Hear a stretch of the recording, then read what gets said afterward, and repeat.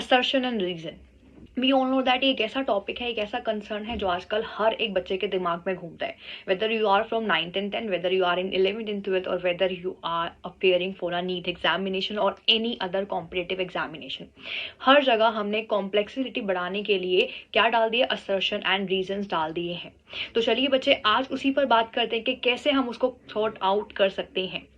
सबसे पहला, assertion and reasons के लिए हमें क्या करना है बच्चे, हमें दोनों स्टेटमेंट्स को इक्वली वेटेज देना है, यानी कि दोनों स्टेटमेंट को इक्वली पढ़ना है इंडिविजुअली कि भाई क्या वो सेंस हमारे लिए बन रहा है या फिर नहीं। हमें पता है असर्शन एंड रीजन में हमारे पास 4 ऑप्शन होते हैं।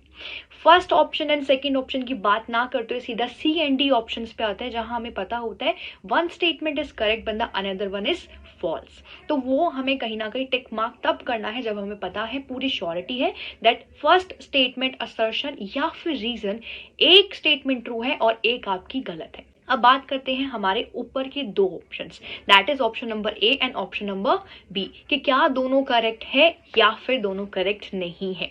अब इस कंडीशन में थोड़ा सा क्या करता है भाई, दिमाग घूम जाता है, बिकॉज असर्शन और रीजन दोनों ही एक टाइम पे हमें ट्रू लग रहे होते हैं, बट क्या वो सच में उसका रीजन है या फिर नहीं, ये हम पता नहीं लगवा पाते।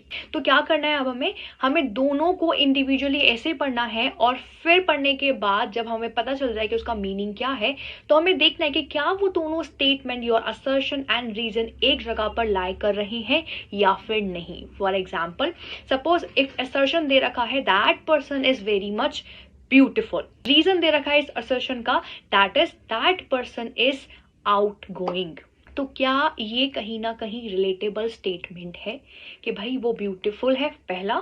एंड सेकंड, रीजन क्या दे रखा है कि that person is very much out going. तो अगर ऑप्शन में ये भी होता, बिकॉज वो कहीं ना कहीं अपना ध्यान ज्यादा रखता है या फिर ध्यान ज्यादा देता है, ग्रूमिंग करता है, तो हम मान भी लेते कि फर्स्ट ऑप्शन का रीजन वो हो सकता है, बट यहाँ उसका रीजन ये बिल्कुल भी नहीं बना। तो सिमिलरली अगर मेरा असर्शन का रीजन वो नहीं बन पा रहा, तो कहीं ना कहीं हमारा ऑप्शन नंबर ए हमारे लिए करेक्ट हो जाता है।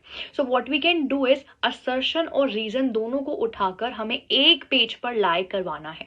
If they both are lying on a same page, हमें पता है कि भाई इस असर्शन का रीजन ये हो सकता है because they both are relatable, right. तो हम मार्क कर देंगे भाई ऑप्शन नंबर ए, वरना तो ऑप्शन नंबर बी तो होना ही है। तो हमें क्या करना है, हमें एलिमिनेशन मेथड का इस्तेमाल करना है यहाँ पर in your assertion and reason questions.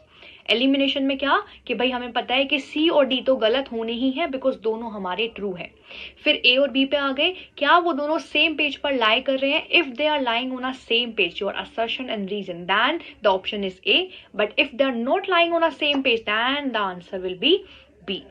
I hope अब आप बड़े इजीली विद दिस टिप और ट्रिक, जो भी कहिए आप इसके साथ अब बड़ी इजीली असर्शन एंड रीजन को सॉर्ट कर पाएंगे, सॉल्व कर पाएंगे। तो comment down below and let me know कि क्या आप इसे जानने के बाद इस वीडियो से आपकी बिल्कुल भी हेल्प हुई है, और क्या आप बड़े इजीली आंसर्स निकल पा रहे हैं या फिर नहीं।